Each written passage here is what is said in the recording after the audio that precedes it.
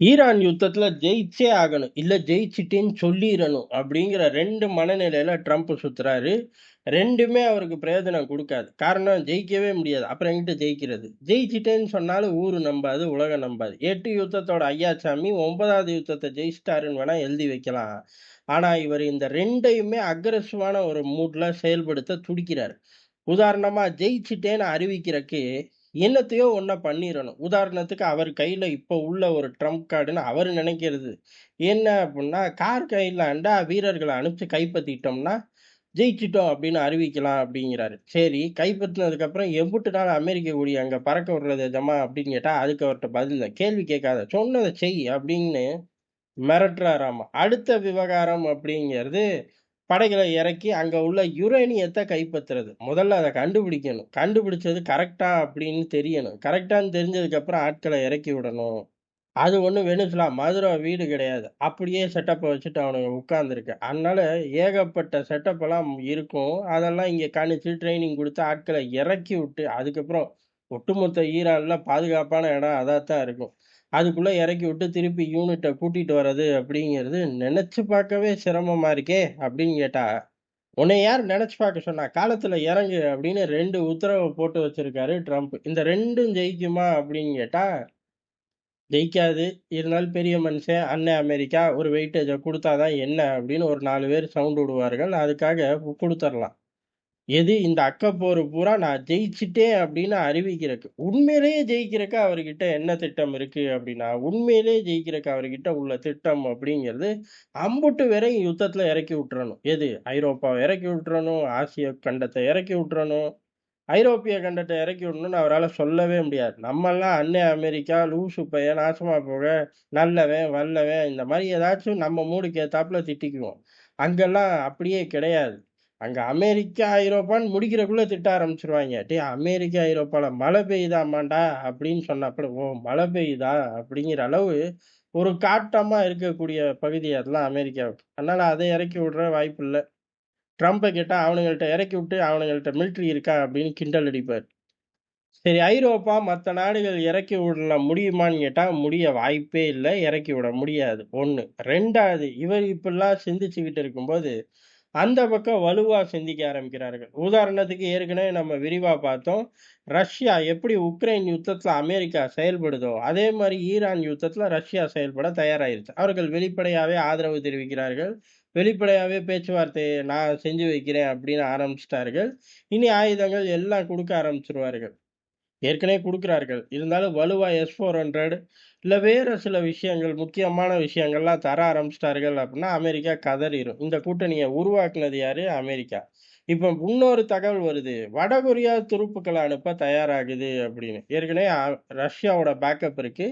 சீனாவோட backup இருக்கா? இல்லையான்னு தெரியல. நமக்கு தெரிஞ்ச வரை சீனா பேக்கப் இல்லாம பொழைக்கிறது ஓ! ஈரானுக்கு நல்ல பிள்ளை கணக்கு புத்திசாலித்தனம். காரணம் என்ன? இவனோட ஏர் டிஃபென்ஸ் சிஸ்டத்த நம்பி தான் அவங்க சுப்ரீம் லீடரே இன்னைக்கு அவங்க கிட்ட இல்ல. பேசாம இவனுங்களே தயாரிச்சு தொலைச்சிருந்தா கூட தப்பிச்சிருப்பாய்ங்க. அதனால சீனாவ மட்டும் நம்ம இந்த இடத்துல ஒதுக்கி வச்சிரலாம். வடகொரியா, ரஷ்யா, ஈரான் அப்படிங்கிற ஒரு கூட்டணி இருக்கு. ஆனா வெளிப்படையா தெரியிற அளவுக்கு வந்துச்சு அப்படின்னா, ட்ரம்புக்கு ஆபத்து. ட்ரம்பும் கூட்டணி சேர்க்கணும். கூட்டணி சேர மாட்டோம் அப்படின்னு ஒத்த கால்ல நிக்கிறாய்ங்க. எது? ஐரோப்பாவே நிக்குது. நம்மலாம் டேய் எங்களுக்கு தேவையே இல்லடா. காரணம் ஸ்ட்ரெய்ட் ஆஃப் ஹோர்மஸ பாதுகாக்க படைகள் ஒண்ணு சேர்க்கணும் அப்படின்னு சொல்லும்போது, ஸ்ட்ரெய்ட் ஆஃப் ஹோர்மஸ்லருந்து எங்க கப்பல பாதுகாப்பா நாங்க தூக்கிட்டு வந்துக்கிறோம்.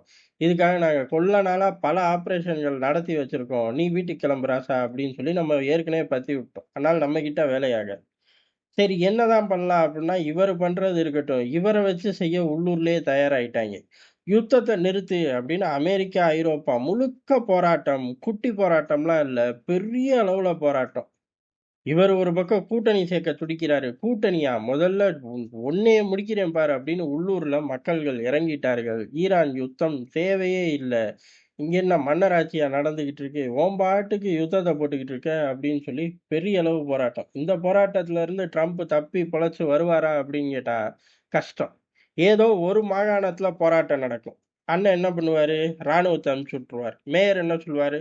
என்னைய கேட்காம ராணுவத்த எப்படி அனுப்பிச்ச? அப்படிம்பாரு. ஆனா பிரசிடென்ஷியல் பவர யூஸ் பண்ணி அவர அனுப்பிச்சுருவார். வர்ற தேர்தல்ல உன்னைய தோற்கடிக்கிறேன் அப்படிம்பார்கள். இது அப்படியே உள்ளூர் சண்டையா போய்க்கிட்டே இருக்கும். கடைசியில ராணுவம் இறங்கும். அதுக்கடுத்து என்ன ஆகும்? அங்க உள்ள மத்த அமைப்புகள் இறங்கும். அப்படியே ராணுவமா, அரசியல்வாதியா, மக்களா அப்படின்னு ஒரு டைனமோல அப்படி போய் மெல்ல கரையேறிரும் அடுத்த விஷயத்துக்கு. அந்த இடத்துல தப்பிச்சு போயிரலாம். இப்போ ஒட்டுமொத்த அமெரிக்காலயும் இறங்கும்போது என்ன பண்றது? ஒண்ணுமே பண்ண முடியாது. பின்வாங்கணும், இல்ல இந்த விஷயத்த முடிக்கணும். இல்ல ஒட்டுமொத்த ராணுவமும் களத்துல எங்க இருக்கணும்? ஈரான்ல இருக்கணும். ஒட்டுமொத்த மக்களும் எங்க இருக்கணும்? சப்போர்ட் பண்ணிட்டு வீட்டுக்குள்ள இருக்கணும். ஆனா இவர்கள் ரோட்ல இருக்கார்கள்.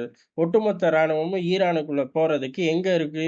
ஆட்டோமேட்டிக்கா ஜிசிசி நாடுகள்ல தான் முதல்ல போய் இறங்கி நிக்கணும். அங்க இறங்கி நிக்கும்போதே வேலைய ஈரான் ஆரம்பிச்சுரும். ஜிசிசி நாடுகளும் பத்தி விட்டுரும். எது? ராணுவத்த கூட்டு போடா! ஒண்ணு கூட்டு உங்க ஊருக்கு போ. இல்ல ஈரானுக்குள்ள நேரா போ.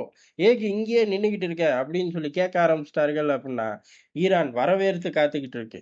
வாங்க, வாங்க உங்களுக்காக தான் காத்துக்கிட்டு இருக்கேன் அப்படின்னு சொல்லி அவர்கள் பெரிய அளவு ஏற்பாடோட நிக்கிறார்கள். இல்ல, இல்ல ஈரானால கிழிக்க முடியாதுன்னு இப்ப சொல்லவே முடியாது. அமெரிக்கா ஏற்கனவே அடிபட்டு நிக்குது.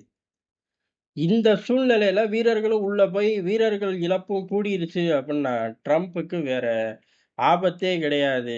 தப்பிக்கவே முடியாது. இதுக்கு மேல ஒரு ஆபத்த அவர் சந்திக்கவே முடியாது. உள்ளூர்ல சுத்தமா அவருக்கான செல்வாக்கு அப்படிங்கிறது அதல பாதாளத்துக்கு போயிரும். சூழ்நிலை இப்படி இருக்கும்போது தான், அண்ணன் ட்ரம்ப் 2 திட்டத்த டேபிள்ல வச்சு விளையாண்டுகிட்டு இருக்காரு.